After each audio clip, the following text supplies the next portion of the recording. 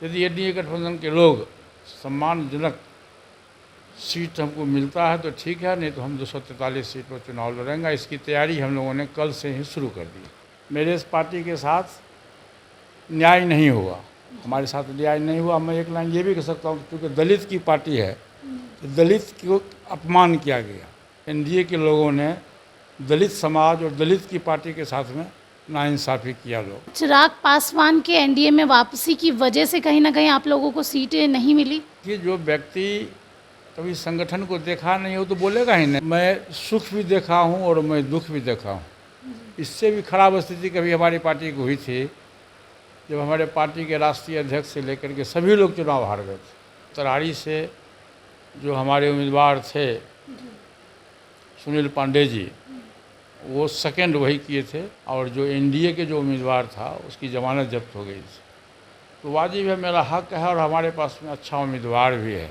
नमस्कार, लाइव बिहार देख रहे हैं आप। आपके साथ मैं स्नेहा गुप्ता। बिहार विधानसभा चुनाव के पहले सारी पार्टियां तैयारी में जुट गई है और इस बार खास बातचीत करने के लिए हमारे साथ पूर्व केंद्रीय मंत्री और रालोजपा के राष्ट्रीय अध्यक्ष पशुपति पारस है। सर से सीधे जुड़ेंगे। सर, सबसे पहले सवाल जो मेरा ये रहेगा कि क्या आप एनडीए का अभी भी हिस्सा हैं या नहीं है? 100% मैं एनडीए गठबंधन का मैं ईमानदार सहयोगी हूँ और 2014 से लेके आज तक अभी तक मैं एनडीए गठबंधन के साथ हूँ और मैं भविष्य में मेरा प्रयास रहेगा कि हम एनडीए गठबंधन के साथ रहें। सबसे बड़ा सवाल ये है कि लोकसभा चुनाव में आप लोगों को सम्मानजनक सीटें नहीं मिली, उसके बावजूद भी आपने एनडीए का साथ दिया, परिणाम सामने ही है। क्या लगता है कि विधानसभा चुनाव में अगर आप लोगों को वैसी सीटें नहीं मिली तब क्या कदम रहेगा आपका? लोकसभा के चुनाव में मुझको सीट ही नहीं मिला, सम्मानजनक बात तो छोड़ दीजिए, अपमान मिला। मेरे इस पार्टी के साथ न्याय नहीं हुआ, हमारे साथ न्याय नहीं हुआ। मैं एक लाइन ये भी कह सकता हूँ, क्योंकि दलित की पार्टी है तो दलित को अपमान किया गया, दलित समाज के साथ में नाइंसाफ़ी हुआ।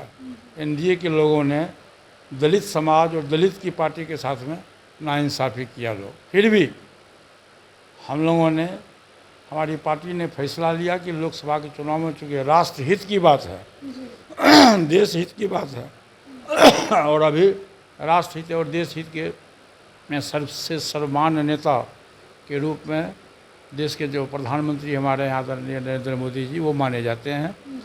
तो व्यक्तिगत हित को छोड़ के मैं राष्ट्रहित की बात किया और राष्ट्रहित में देश के सर्वोच्च कुर्सी पर नरेंद्र मोदी जी जैसा व्यक्ति देश के प्रधानमंत्री के रूप में बैठे, ये देश के हित की बात थी। इसलिए हमारी पार्टी ने और हमने फैसला लिया कि लाख मेरे साथ न्याय नहीं मिला, फिर भी हम एनडीए गठबंधन के साथ हैं और रहेंगे। क्या लगता है सर, चिराग पासवान के एनडीए में वापसी की वजह से कहीं ना कहीं आप लोगों को सीटें नहीं मिली? नहीं, उससे हमको क्या मतलब है, कहाँ किसके वापसी से जाना है, किस पे नहीं जाना है, उससे कोई बहस नहीं। वो परिस्थिति कुछ और थी, परिस्थिति कुछ और थी, सीट मुझको नहीं मिला तो एनडीए के लोगों ने मेरे साथ में, मेरे पार्टी के साथ में न्याय नहीं किया। मैं इतना ही कहूँगा, मैं किसी का नाम नहीं लेता, न्याय नहीं किया। लेकिन भविष्य की जो रणनीति है, सामने में विधानसभा का चुनाव है, 1.5 वर्ष के बाद चुनाव होने वाला है, वो ये बहुत ही महत्वपूर्ण चुनाव माना जाता है। लोकसभा का चुनाव राष्ट्र हित में होता है, विधानसभा का चुनाव राज्य हित में होता है। तो ये राज्य हित का मामला है, बिहार के विकास की बात है। बिहार में कौन व्यक्ति बिहार का मुख्यमंत्री बनेगा जिससे बिहार का विकास होगा, इसकी चिंता लोगों को होनी चाहिए और इसकी चिंता लोगों को है। हमारा कल आपने देखा होगा कि हमारी पार्टी के कार्य समिति की कल बैठक थी और जितनी उम्मीद मुझको थी उससे 10 गुना अधिक पूरे बिहार से लोग आए और अपनी अपनी बात लोगों ने कहा, अपनी पीड़ा भी बताया और मुझको अधिकार भी दिया कि आप एनडीए गठबंधन से बात करिए।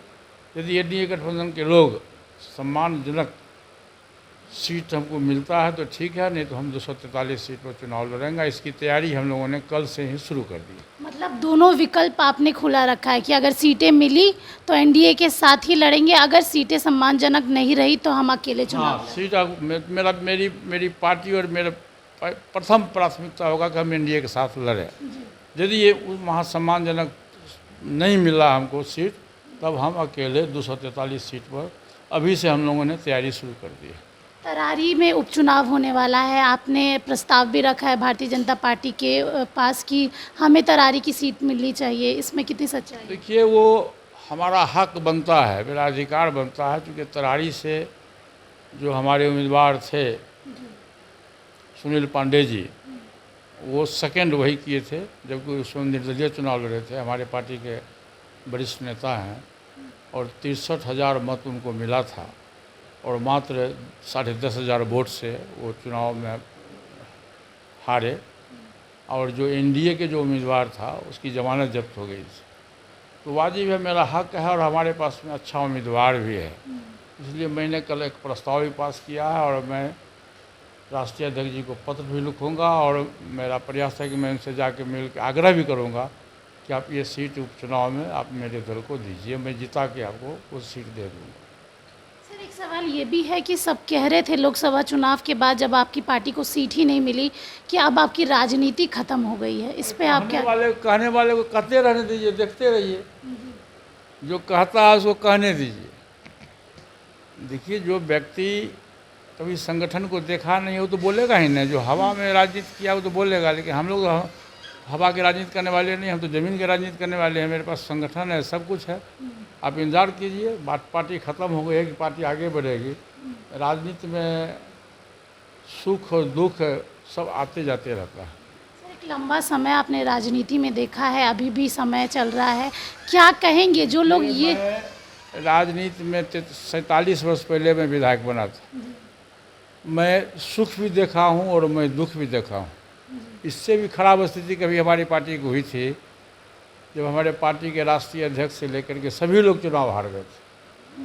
उसमें हमारे बड़े भाई साहब आदरणीय रामविलास पासवान जी भी थे कि 12 लोकसभा सीट पर हम लोग लड़े थे, 12 सीट पर हमारा उम्मीदवार हार गया था। उसमें इससे बुरा स्थिति था, लेकिन पासवान जी मैदान में कूद गए और फिर पुनः पार्टी को रास्ते पर लाए। उसी तरह से मैं रामविलास पासवान जी का भाई हूँ। हम लोग निराश की राजनीति नहीं करते हैं, आशावादी व्यक्ति है। पार्टी हमारी है, हमारे पास संगठन है, हमारे पास लोग हैं। 2025 में आप देखिएगा कि हमारी पार्टी निश्चित रूप से हम जिस स्थिति में आज हैं, इससे 20 गुना अधिक स्थिति में हम सफल होंगे। सर, आखिरी सवाल मेरा ये रहेगा, आप ही ने एक बार कहा था कि आपने चिराग पासवान को कई बार ये सलाह दी है कि एनडीए में रहो, मुख्यमंत्री नीतीश कुमार के साथ रहो और एनडीए का हिस्सा रहो। आज इतने विवाद के बाद वो एनडीए में है, क्या लगता है कि आपका ही वो दिया हुआ जो उपदेश है, क्या वो? ये तो आप उन्हीं से पूछिए कि वो क्यों है नहीं है, आप उनसे पूछिए, हमसे क्यों पूछते हैं? चलिए, पार्टी कार्यालय वाला विवाद भी चल रहा है सर, उसको कोर्ट देखो। में है, न्यायालय का मामला है, न्यायालय का जो आदेश होगा वो हम मानेंगे। तो चलिए, देखिए, विधानसभा चुनाव के पहले जिस तरीके से सारी पार्टियां तैयारी कर रही हैं और सीधे तौर पे कह दिया है अगर सम्मानजनक सीटें नहीं मिलेंगी तो अकेले चुनावी मैदान में उतर जाएंगे। और जो लोग सोच रहे हैं कि हमारी राजनीति ख़त्म हो गई है, तो उसके लिए टाइगर अभी जिंदा है। बने रहिए हमारे साथ, तब तक के लिए बहुत बहुत शुक्रिया।